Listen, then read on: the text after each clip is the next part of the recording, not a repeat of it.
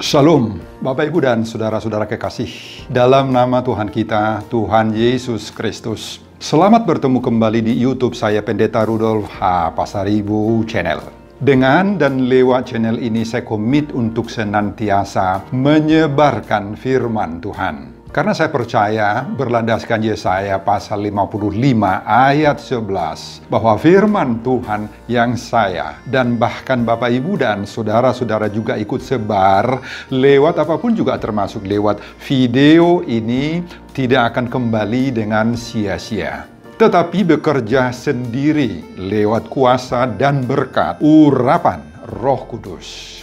Mari saya ajak Bapak Ibu dan saudara-saudara kekasih untuk membantu saya menyebarkan pengajaran firman Tuhan Nats Khotbah di Minggu Quasimodogeniti 19 April 2020 terambil dari kitab Mazmur 42 ayat 1 sampai dengan ayat 6 dengan cara mensubscribe Bapak Ibu. Bahkan bantu saya juga ikut men-share, membagikan video ini agar semakin banyak orang yang mau mengakui jiwaku haus kepada Allah sesuai dengan topik Minggu Quasimodogeniti tanggal 19 April 2020 ini termotivasi lewat video ini. Bapak Ibu, saya baca firman Tuhan ini. Simak pembacaan firman Tuhan berikut ini. Judul daripada perikop Mazmur 42 ayat 1 sampai dengan 43 ayat 5. Itu satu paket. Kerinduan kepada Allah. Jadi dua pasal ini, pasal 42, pasal 43, ini satu judul. Kerinduan kepada Allah. Untuk pemimpin biduan nyanyian pengajaran Bani Korah. Seperti rusa yang merindukan sungai yang berair, demikianlah jiwaku merindukan Engkau, ya Allah. Jiwaku haus kepada Allah yang hidup. Bilakah aku boleh datang melihat Allah? Air mataku menjadi makananku siang dan malam. Karena sepanjang hari orang berkata kepadaku, "Di mana Allahmu?" Inilah yang hendak ku ingat, sementara jiwaku gundah gulana. Bagaimana aku berjalan maju dalam kepadatan manusia, mendahului mereka, melangkah ke rumah Allah dengan suara sorak-sorai dan nyanyian syukur dalam keramaian orang-orang yang mengadakan perayaan. Mengapa engkau tertekan, hai jiwaku, dan gelisah di dalam diriku? Berharaplah kepada Allah, sebab aku akan bersyukur kepadanya, penolongku dan Allahku. Saudara, demikian firman Tuhan. Khotbah diperuntukkan Minggu Quasimodogeniti 19 April 2020. Diikat dengan tema atau topik jiwaku haus kepada Allah. Dalam bahasa Batak ditulis, maues doto dikku tu debata. Saudara, saat ini kita memasuki minggu yang disebut dengan Quasimodogeniti. Quasimodogeniti artinya, dan jadilah sama seperti bayi yang baru lahir, yang selalu ingin akan air susu yang murni dan yang rohani. Itu terambil dari 1 Petrus pasal 2 ayat 2. Dan juga itu menjadi nats pembacaan atau epistel bagi kita di Minggu Quasimodogeniti. Saudara, untuk mendapatkan pemahaman yang pas dan jelas dari arti dan makna nama Minggu Quasimodogeniti ini, saya akan jelaskan dulu dua hal. Pertama, Minggu Quasimodogeniti yang menggambarkan kita semua sebagai seorang bayi yang baru lahir ini, ditempatkan percis sesudah kita merayakan Paskah kematian dan kebangkitan Yesus. Ini punya makna yang khusus sekali, yakni bahwa peristiwa kedahsyatan Paskah itu, yakni kematian dan kebangkitan Yesus itulah yang melahirkan kita saat ini menjadi manusia-manusia baru. Manusia-manusia baru yang betul-betul berbeda dari manusia kita yang lama, manusia kita sebelum kebangkitan Yesus. Kita dilahirkan kembali sekarang oleh kematian dan kebangkitan Yesus. Saudara, sebelum peristiwa Paskah itu, kematian dan kebangkitan Yesus itu, semua manusia sudah hidup di dalam dosa. Dan konsekuensi daripada dosa itu ialah mati, maut, terhukum, vonis kematian yang kekal dan api neraka. Tetapi Yesus rela turun dari sorga, dari Allah yang tidak terhampiri manusia tadinya, sekarang menjadi manusia, dan bahkan mau mati, menanggung, memikul semua hutang dosa, memikul vonis kematian manusia itu, dan mati, tetapi bangkit dari kematian itu. Kebangkitan itulah yang menjadi titik awal, dasar, dan bahkan puncak kesuksesan karya Allah mengangkat manusia dari jurang maut, dari kematiannya yang kekal itu, dan kita memperoleh anugerah berkat dari kematian dan kebangkitan Yesus itu. Kita terangkat dari jurang maut ke dalam kehidupan baru. Saudara, manusia dilahirkan kembali. Status lama kita dirubah total dengan mendapat status yang baru. Menjadi manusia baru di dalam Kristus. Saudara, ibarat telur ayam yang sudah dierami 21 hari, kini pecah. Dari dalam telur ayam itu yang gelap itu, keluarlah makhluk baru, ayam baru, seekor ayam. Itu sebabnya Bapak Ibu, dalam perayaan Paskah selalu ditunjukkan telur Paskah namanya. Bahkan anak-anak sekolah minggu kita, dan bahkan sebelum juga para remaja pemuda, atau juga bahkan orang-orang tua, ada acara yang khusus disebut dengan mencari telur Paskah. Anak-anak sekolah minggu kembali lagi disuruh membuat lukisan, membuat gambar, membuat semacam permainan yang menyangkut dengan telur Paskah itu. Merupakan gambaran daripada Yesus yang melahirkan kita secara baru.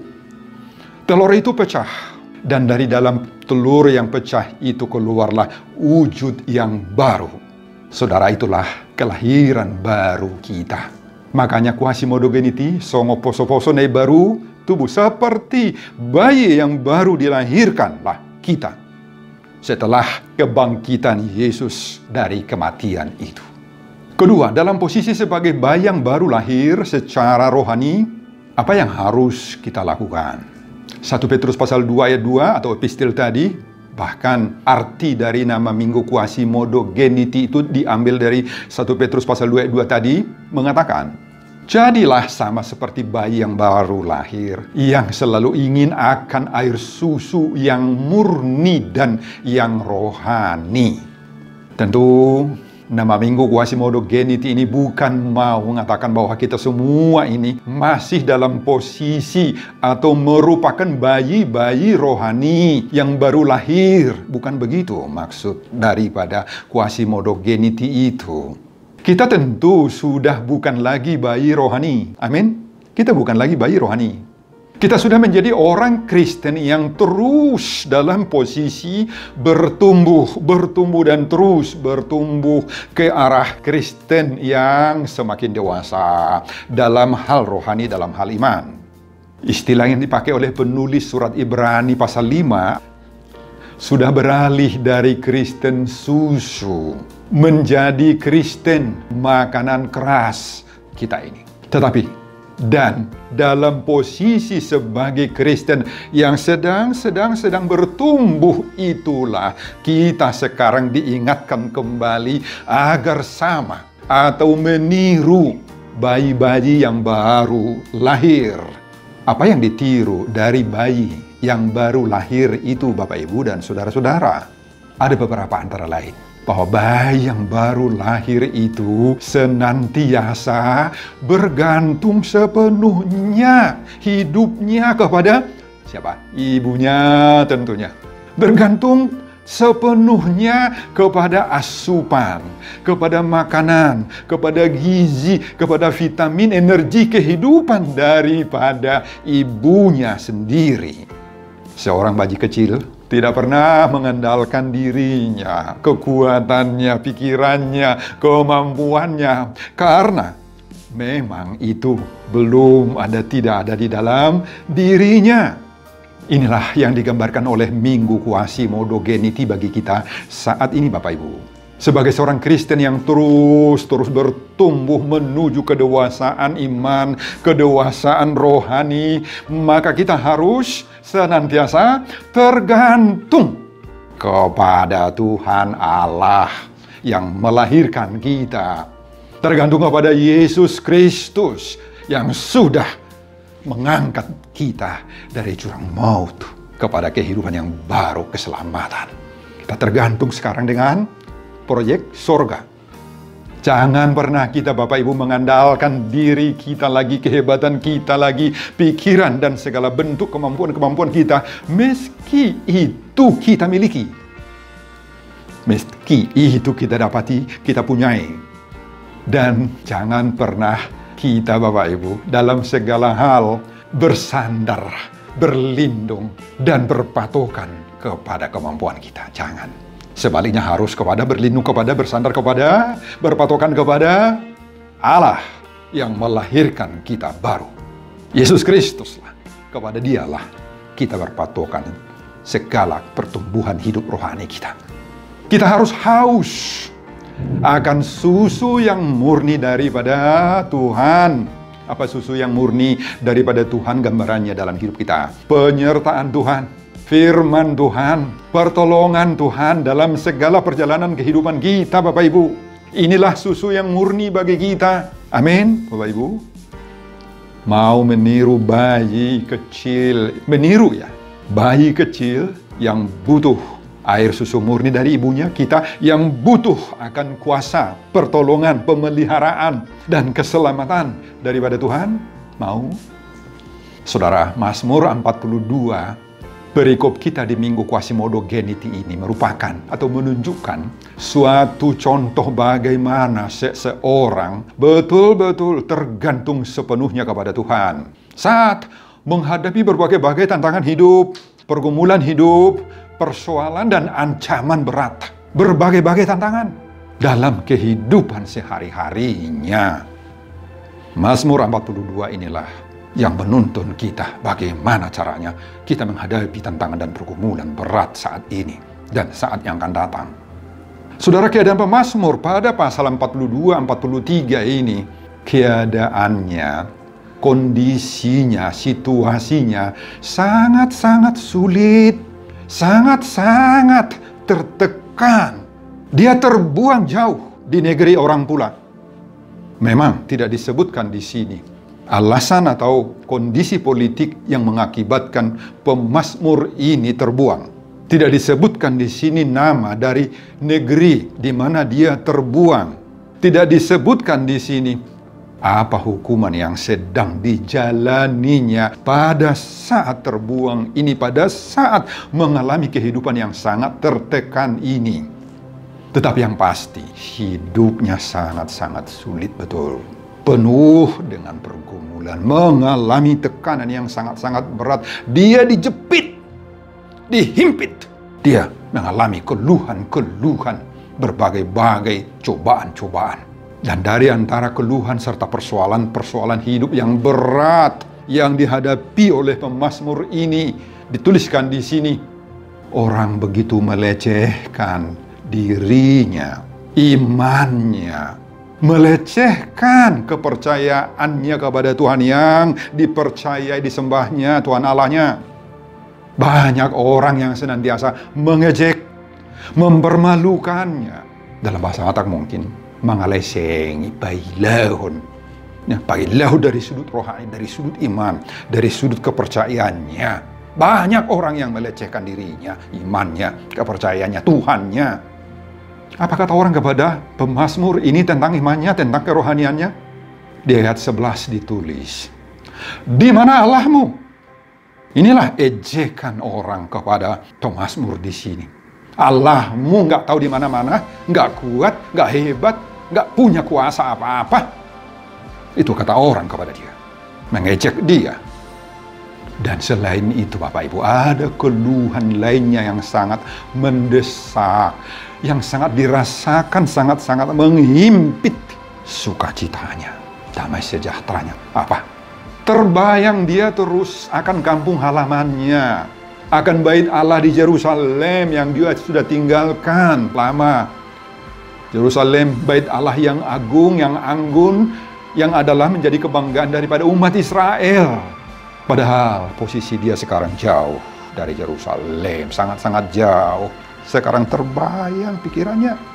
Dia tidak bisa lagi di sana beribadah marminggu, memuji Tuhan, mendengar firman Tuhan, mendengar firman Allah, mendengar suara musik, kayak organ gereja kita di sini, musik rohani kita, kayak ibadah gereja kita di sini. Dia nggak bisa lagi mendengar suara tehillim dinyanyikan bersama arbab dengan berbagai-bagai alat-alat musik, memuji Tuhan, syair-syair mazmur yang indah-indah itu nggak bisa lagi didengarnya.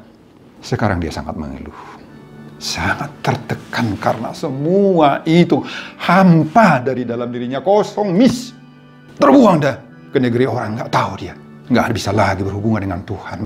Bapak Ibu, dia mengingat dahulu ketika mereka sama-sama, katanya di sini tadi, berjalan ke rumah Tuhan, ke rumah ibadah, sama-sama duduk di bangku bait Allah, sama-sama berdoa, sama-sama bernyanyi. Dia terbayang semuanya, Bapak Ibu. Ya, dituliskan di sini. Tetapi saat ini, saat menuliskan mazmur ini, semua itu sirna, merujung, perasaannya hambar, lungun, madituk. Sekarang dia numpang-numpang di negeri orang, di kampung-kampung orang. Seperti tidak berharga dirinya, dihina lagi, dikecam lagi, dilecehin lagi. Dilecehin lagi. Akibat semuanya itu Bapak Ibu, pemazmur merasakan, disebut di sini ayat 4, air mataku menjadi makananku siang dan malam. Ayat 10 disebutkan lagi di sini, hidupku berkabung di bawah impitan musuh. Ayat 11 lagi disebutkan di sini, seperti maut menikam dalam tulang-tulangku. Maut menikam tulang-tulangku. Saudara, kita lihat begitu beratnya pukulan yang dialami oleh pemazmur ini. Sampai-sampai digambarkan seperti makan air mata siang dan malam. Air mata tarilu-ilu terus siang dan malam. Seperti berkabung di bawah impitan musuh. Berkabung, istilah yang dipakai di sini Bapak Ibu. Madate, sedih banget. Terjepit. Seperti tikaman maut ke dalam tulang-tulangnya. Tulang-tulangnya rapuh sekarang. Nggak kuat lagi. Dalam bahasa kita sekarang, kondisinya pemazmur ini mengalami stres berat. Tuki, martukolisang, gersang. Hatinya gusar, tidak ada lagi gairah, hidup semangat. Nggak ada lagi Bapak Ibu. Itulah keadaannya. Saudara, bagaimana kalau andai kata saja kita yang mengalami seperti yang dialami oleh pemazmur ini?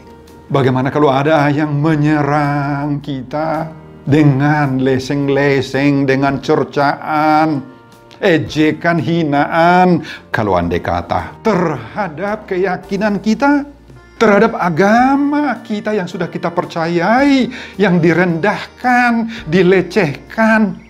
Kalau andai kata kepada agama kita yang tidak disebut sahlah, mungkin ada orang yang melecehkan Alkitab kita itu, disebut-sebut tidak murni, Yesus itu dihina, dituduh macam-macam, direndahkan, dipalsukan katanya. Bahkan ada banyak orang yang tega membuat gambar-gambar jelek wajah Yesus itu, digambarin, dilukisin, difoto-fotoin dengan gambar-gambar yang tidak pantas lah. Banyak di sosial media saya lihat Bapak Ibu, banyak. Apakah kita juga nggak ikut seperti pemazmur ini, merasa stres, tertekan, sakit pikiran kita, mengingat-ingat siang dan malam? Kalau kita bayang-bayangkan itu, ya pasti saya kira ikut kita merasa sangat-sangat terpukul. Kalau 3 sampai 5 kali, bahkan hampir 1 bulan lebih lah kita melaksanakan ibadah-ibadah gereja kita, bukan lagi di gereja. Karena gereja kita ditutup untuk beribadah untuk mencegah dan pemutusan rantai perkembangan penjangkitan coronavirus disease 19. Maka kita tidak bisa beribadah, duduk sama-sama di gereja, marede, merkur, mendengar firman Tuhan, mendengar musik-musik gerejawi yang indah, yang nice, yang begitu mensukacitakan kita pada biasanya. Tetapi sekarang tidak lagi. Dan sampai kapan itu belum kita bisa harapkan kepastiannya. Semoga para pemerintah, pemimpin negara kita, terutama yang berhubungan dengan kesehatan medis ini, segera dapat mentuntaskan supaya coronavirus disease ini tidak berjangkit lagi dan kita pulih kembali, aman kembali situasinya. Memang ditargetkan sampai di bulan Juni atau Juli yang akan datang, tetapi kita tidak tahu. Semoga secepatnya itu bisa dituntaskan oleh pemimpin bangsa dan negara kita. Kita doakan mereka. Atau mungkin ada faktor-faktor lain yang tidak kalah beratnya menghimpit kita Bapak Ibu, sehingga kita merasa tertekan, merasa stres berat, frustrasi, suntuk. Bahasa lain yang sering kita pakai, lebay. Menjadi lebay kita dibuat oleh berbagai tantangan dan persoalan hidup itu. Mungkin dihimpit oleh masalah ekonomi. Terjadi PHK besar-besaran saat ini. Terjadi pemutusan hubungan kerja, dagangan, usaha, 3-3 sekarang ngumpet semua Bapak Ibu. Restoran sama saja, hotel banyak yang tutup, banyak ngumpet semua Bapak Ibu, dan lain-lain. Saudara, pasti semuanya ini juga membuat kita seperti pemazmur sangat-sangat berasa berkabung. Saya yakin kita sama. Air mata kita bercucuran pada saat Jumat Agung di rumah kita masing-masing kemarin. Bahkan Paskah lalu juga. Karena ada banyak perasaan kita yang terpukul pada saat itu. Ya maaf Bapak Ibu. Ada faktor-faktor yang buat kita stres, tertekan. Karena kita sangat rindu sebenarnya perjamuan kudus di rumah ibadah, di gereja kita. Tetapi itu tidak terlaksana. Itulah kondisi pada saat itu. Tertekan. Semoga itu akan segera diakhiri oleh Tuhan. Saudara, bagaimana sikap pemazmur selanjutnya menghadapi tekanan permasalahan hidup yang seperti itu beratnya, pelik dan kacau balaunya? Bagaimana? Apakah dia biarin semuanya itu menghimpit hidupnya, menekannya? Apakah dia menjadi putus asa? Tidak Bapak Ibu, ternyata tidak. Dia tidak mau menyerah, kalah, sadek, gak mau dia. Gak dia ikutin suara daripada tekanan itu, supaya dia rebah jatuh. Dengan segera ia bisa bangkit dari keadaan keterpurukannya. Ini yang sangat penting bagi kita. Apa usaha? Apa taktik kalau itu taktik? Apa resep kalau itu resep? Apa jalan yang harus kita tempuh? Bagaimana caranya supaya ikut seperti pemazmur ini mendapatkan kekuatan dan kemampuan melewati cobaan itu? Saudara, dari ayat-ayat ini kita temukan 3 yang sangat penting yang membuat dia, bahkan kita, kuat menghadapi semua tantangan-tantangan berat itu. Ikutin. Pertama, kita lihat di ayat 2. Seperti rusa yang merindukan sungai yang berair, demikianlah jiwaku merindukan Engkau, ya Allah. Inilah yang dialami oleh pemazmur. Rindu akan Tuhan. Meskipun secara fisik bait Allah tidak ada, tetapi pemazmur mengakui kerinduannya yang sangat-sangat besar itu kepada Tuhan. Di sini dipakai kata Bahasa Ibrani arak, yang diterjemahkan dengan rindu.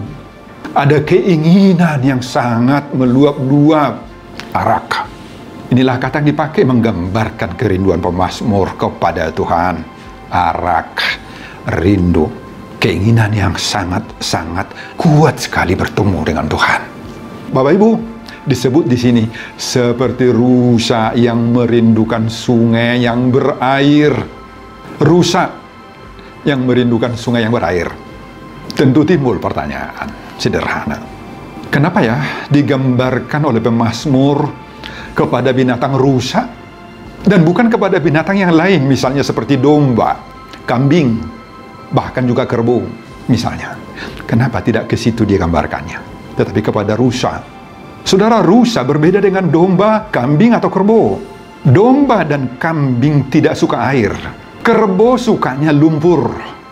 Tetapi rusa sangat suka air dan mencarinya dengan dua alasan dia cari air ini. Pertama, karena tidak ada bulu yang tebal yang melindungi tubuh rusa, jadi selalu merasa panas.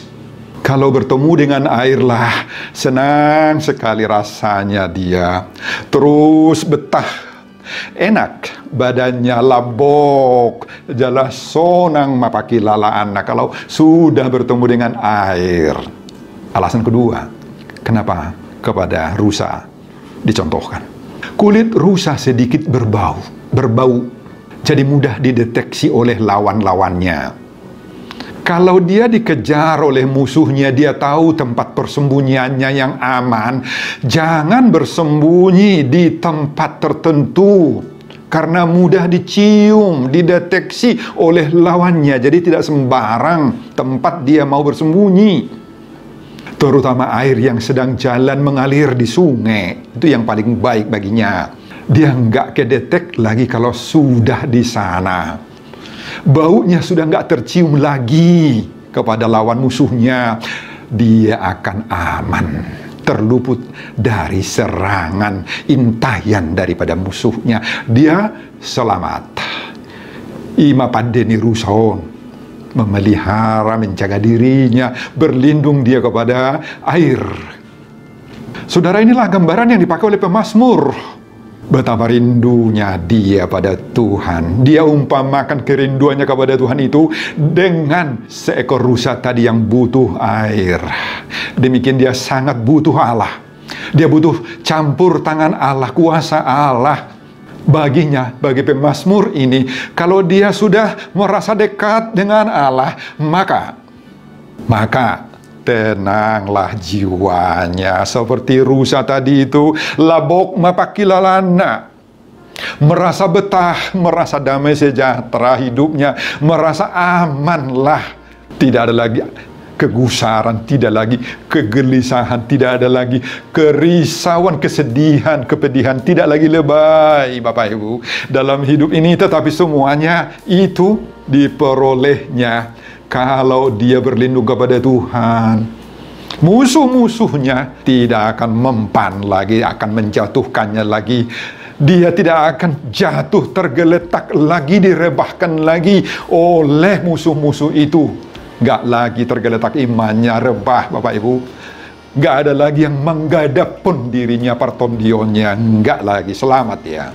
Saudara, bagaimana kita? Kalau pemazmur mau meniru binatang rusa dalam mencari perlindungannya kepada air, dan dia berlindung kepada Tuhan Allah yang memberi air tenang, sehingga dia hidupnya akan merasa aman, akan merasa betah, ada damai sejahtera dalam hidupnya, dalam dirinya. Mari Bapak Ibu kita mencari, merindukan kuasa daripada Tuhan. Sayap tangan Tuhan itulah yang melindungi kita dari semua ancaman-ancaman musuh yang merongrong hidup kita, ekonomi kita, merongrong usaha kita, merusak, merebahkan hidup kita dan kesehatan kita, persekutuan kita, persoalan-persoalan yang lain. Kita tidak akan jatuh lagi, tergeletak rebah, Bapak Ibu. Mari kita berlindung pada Yesus Kristus yang sudah bangkit dari kematian, sudah memenangkan kuasa duniawi, sehingga musuh-musuh apapun itu, termasuk musuh yang saat sekarang ini sedang begitu merebaknya, mengancam, menakut-nakuti hidup kita, virus Corona disease 19 itu, yang selama beberapa bulan terakhir ini Bapak Ibu sudah membuat banyak orang yang jatuh ketakutan, bahkan ribuan mati di seluruh dunia.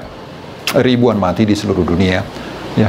Tetapi kalau kita sudah berlindung di bawah kuasa daripada Tuhan Allah itu, kita aman, kita tidak gusar lagi, tidak gelisah lagi, tidak sedih pedih lagi, tidak lebay lagi Bapak Ibu dalam hidup kita ini. Tidak lagi. Tetapi sekarang harus bisa menang, harus bisa senang, damai, sejahtera, sukacita, aman. Kita akan seperti rusa itu. Kita akan seperti rusa. Oleh karena itu jangan mau kita ditumbangkan oleh apapun. Unang-olo kita dirusak, direbahkan, dijatuhkan, digadap pun oleh apapun akan arwah-arwah itu Bapak Ibu. Saudara, itu yang pertama yang membuat pemazmur itu bisa damai sejahtera. Kemudian yang kedua, kita lihat di ayat yang ketiga, apa yang membuat pemazmur ini bisa hidup dalam damai sejahtera menghadapi tantangan itu. Ayat 3 disebut, jiwaku haus kepada Allah yang hidup. Jiwaku haus kepada Allah yang hidup. Kata haus disebut di sini sama haus. Sangat-sangat membutuhkan. Saudara, inilah yang dialami oleh pemazmur, jiwanya haus kepada Tuhan Allah, yakni Allah lah yang hidup baginya. Jiwanya haus kepada Tuhan Allah, yakni Allah yang hidup. Ya, meskipun secara fisik bait Allah tidak ada dekat dengan dia, yang bagi orang Israel bait Allah itulah yang menentukan perkembangan kehidupan iman kerohanian. Beda dengan kita. Bagi orang Israel harus ada bait Allah. Harus di bait Allah itu kita bertemu dengan Tuhan. Kalau kita mau orang Kristen, dimanapun bisa kita bertemu dengan Tuhan. Di gereja, di rumah kita, di bawah pohon mangga, di bawah pohon hariara beringin juga kita bisa bertemu dengan Tuhan. Bisa, di mana-mana. Ya kan Bapak Ibu? Namun pemazmur mengakui dia sangat haus di sini, sangat memerlukan, merasa sangat butuh bertemu dengan Tuhan. Dia merasa Bapak Ibu, memang walaupun dia tidak bisa beribadah dalam bait Allah, tetapi dia punya prinsip yang sangat baik sekali. Jangan terhambat bertemu dengan Tuhan meski bait Allah itu tidak ada. Jangan terganggu kita berhubungan dengan Tuhan meski dia jauh dari bait Allah. Saudara, bagi kita sekarang diingatkan oleh pengalaman daripada pemazmur ini, meski ada halangan kita beribadah kepada Tuhan di dalam satu tempat, apakah itu karena aturan-aturan, apakah itu karena yang lain-lain, tetapi kita jangan terhambat bertemu dengan Tuhan. Dan inilah yang diajarkan oleh Minggu Quasimodo-Geniti ini bagi kita Bapak Ibu saat ini. Dan jadilah sama seperti bayi yang baru lahir, yang selalu ingin akan air susu yang murni dan yang rohani, supaya olehnya kamu bertumbuh dan beroleh keselamatan. 1 Petrus pasal 2 ayat 2. Kita diminta, disarankan, didorong untuk senantiasa haus kepada air susu yang murni. Haus di sini berarti sangat-sangat membutuhkan, memerlukan air susu itu, air susu yang murni itu. Ini, kita harus haus. Tetapi pertanyaannya sekarang, saat ini, ketika kita mendengar khotbah ini, betulkah kita haus kepada susu yang murni dari Allah? Kita haus untuk apa sekarang? Ahadona tahawas sonwa yang ditikyon, Bapak Ibu. Mawas dohita tuhata ni debata. Tu barita nauli, tu jamita, tu parsaora do debata, maues dohita tu aka permingguan di garejata, unang majo alani corona virus disease ini Bapak Ibu, unang majo alani. Mahuas dohita, tinggil lo si pareota, merasa butuh dohita, tu parsaora doh banua gicang. Bapak Ibu, atau mahuas kita rindu kita, atau kita membutuhkan kepada yang lain. Mahuas tu hepeng, mahuas tu hamoraon, mahuas tu pariana konon, mahuas di hagabio di anak dohot boru, mahuas di parpino paron dan sebagainya. Tu si dohita mahuas, gumudang, ubalga. Saudara, semua rasa haus kita itu tidak salah. Tidak salah. Termasuk rasa haus kita untuk menikmati hidup sehari-hari yang baik, yang lebih baik lagi dari yang sekarang. Haus akan uang, haus akan kekayaan, haus akan kehormatan, pariana konon. Semua itu kita rindukan dan kita butuhkan. Nggak salah kita mahuas kepada itu. Namun ingat, semuanya itu mari kita letakkan di bawah kuasa daripada Tuhan. Kalau kita mencari hawasun haportibion tadi, mari kita cari itu dengan pemeliharaan Tuhan, dengan pengharapan. Tuhan akan memberkati kita, Tuhan akan memberikan semua yang kita rindukan, yang kita hawasun itu Bapak Ibu. Dan mari kita tunggu pasokan daripada Tuhan, distribusi daripada Tuhan. Dan sementara kita terus berkarya, bekerja mencarinya, tetapi tetap Tuhan yang kita tunggu-tunggu untuk memberkati kita, untuk merealisasikannya dalam hidup kita sehari-hari. Dan bila mana rasa haus itu belum juga terrealisir, seperti Mazmur saat menuliskan Mazmur 42 ini, belum terrealisir. Dia belum bisa beribadah di Yerusalem, tetapi dia tidak kalah semangat. Dia merasa jangan terhambat bertemu, berhubungan dengan Tuhan, meski bait Allah tidak ada. Kita pun harus seperti itu, meski semua kerinduan kita belum terpenuhi, masih di tengah jalan, atau ada halangan, atau dihalang-halangi, ada hambatan untuk datangnya rezeki. Meski belum beribadah kita di dalam gereja kita seperti biasa, karena ada aturan sampai sekarang masih belum bisa. Tetapi jangan pernah surut dalam semangat, dalam sukacita kita Bapak Ibu. Amin Bapak Ibu. Saudara, apa yang membuat pemazmur kokoh, kuat, tangguh menghadapi tekanan dalam hidupnya? Yang ketiga, pada ayat 6 dikatakan, mengapa engkau tertekan hai jiwaku dan gelisah di dalam diriku?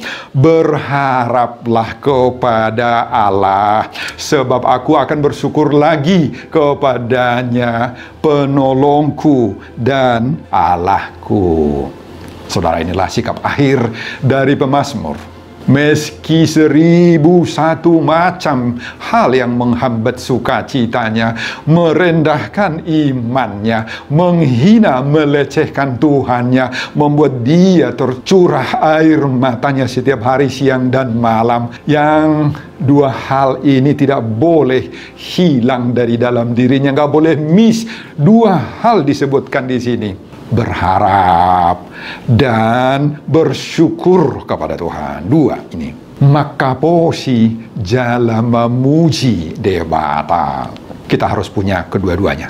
Pengharapan dan keyakinan serta rasa syukur kepada Tuhan. Amin Bapak Ibu. Hidupkan harapanmu Bapak Ibu. Hidupkan harapanmu. Yang satu ini jangan mati ini. Jangan pupus, jangan hilang dari dalam diri kita harapan. Tak ada lagi gunanya kita hidup di dalam dunia ini kalau harapan ini sudah nggak ada lagi, sudah pupus dari dalam diri kita. Jangan hopeless, jangan mati harap Bapak Ibu. Kalau sekarang rasa haus kita, rasa rindu kita belum terrealisir, hari esok masih ada. Tuhan masih buat jadwal yang sesuai dengan kehendak daripada Tuhan. Dan di saat yang terbaik Tuhan akan kirim kerinduan yang sedang kita hauskan, sita-sita ningoluta itu akan sampai itu di tangan kita, di rumah kita pada waktunya Tuhan. Amin. Oleh karena itu jangan lupa bersyukur. 1 Tesalonika 5 ayat 18 dituliskan oleh Paulus, mengucap syukurlah dalam segala hal, sebab itulah yang dikehendaki oleh Allah di dalam Kristus Yesus bagi kamu. Saudara, turpuk epistel minggu Quasimodogeniti 1 Petrus pasal 2 ayat 1 sampai dengan ayat 5. Petrus mengingatkan jemaat di perantauan itu agar iman mereka terus bertumbuh dalam iman. Dan untuk mencapai pertumbuhan iman itu, kita disarankan harus berupaya dalam banyak hal, dalam beberapa hal, Bapak Ibu, untuk bertumbuh. Nggak datang sendiri pertumbuhan itu. Harus ada usaha kita. Usaha kita apa? Pertama, ayat 1. Membuang segala kejahatan, tipu muslihat dan segala macam kemunafikan dituliskan oleh Petrus di sini. Membuang kedengkian, fitnah dari dalam hidup kita. Ini semua menjadi racun, virus, mematikan iman dan pertumbuhan tidak akan ada dalam diri kita. Kalau semua unsur-unsur ini masih tersisa dalam hidup kita. 2, ayat yang kedua. Tirulah bayi yang baru lahir, yang selalu ingin akan air susu yang murni dan yang rohani, supaya olehnya kamu terus bertumbuh dan beroleh keselamatan. Dan susu murni itu bagi kita ialah firman Allah, ibadah, doa, persekutuan dengan Tuhan dan sesama saudara kita. Usaha yang ketiga, ayat 3 dan sampai 5. Selain bertumbuh di dalam iman, kita juga diharapkan oleh Tuhan, oleh Petrus, akan menjadi batu yang hidup untuk pembangunan rumah rohani bagi suatu jemaat atau imamat yang kudus. Jadilah menjadi batu. Batu yang kuat di dalam hidup kerohanian kita. Kita kuat oleh batu iman, yaitu Yesus Kristuslah batu penjuru itu. Tetapi kalau kita hidup dalam Yesus Kristus, kita juga akan menjadi orang yang kuat di dalam Yesus Kristus. Kita akan terus bertumbuh. Itulah persembahan hidup kita yang paling indah bagi Tuhan. Sebelum saya mengakhiri khotbah ini kembali, saya mengajak saudara untuk membantu saya menyebarkan firman Tuhan. Khotbah di Minggu Quasimodogeniti 19 April 2020 ini dari Mazmur pasal 42 ayat 1 sampai dengan ayat 6 dengan cara mensubscribe. Bahkan bantu saya dengan men-share, membagikan video ini agar semakin banyak orang yang mengaku jiwaku haus kepada Allah. Sesuai dengan topik minggu ini, termotivasi lewat video ini. Tonton juga video-video saya yang lain agar saudara memiliki sentuhan dan pemahaman rohani yang semakin diperkaya. Buka di YouTube saya, Pendeta Rudolf H. Pasaribu, channel. Selamat mengikuti ibadah minggu di rumah kita masing-masing. Tuhan Yesus memberkati kita semuanya. Salam, horas, amin, amin. Terima kasih Tuhan.